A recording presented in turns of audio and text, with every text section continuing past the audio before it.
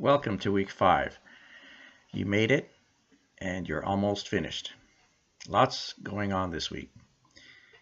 You'll be looking at the topics of inflation, unemployment, and Federal Reserve policy, as well as macroeconomics in an open economy and the international financial system.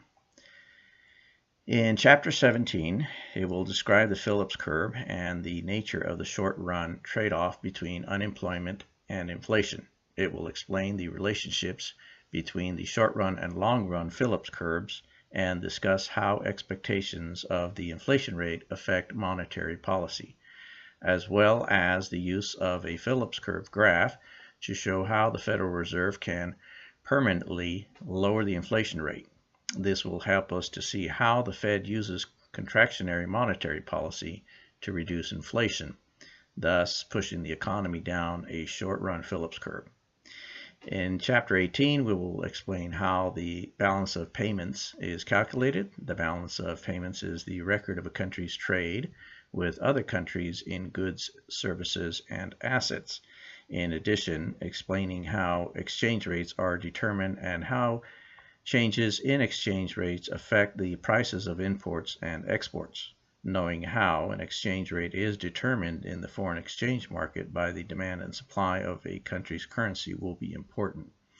We will want to compare the effectiveness of monetary and fiscal policy in an open economy and in closed economy, seeing how in a closed economy the main effect of a lower interest rate is on domestic investment spending and purchases of consumer durables.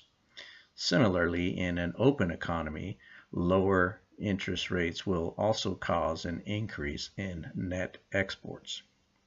And lastly, in Chapter 19, we will describe how different exchange rates systems operate, meaning a currency floats when its exchange rates is determined by demand and supply. Under a fixed exchange rate system, countries agree to keep their currency exchange rates fixed.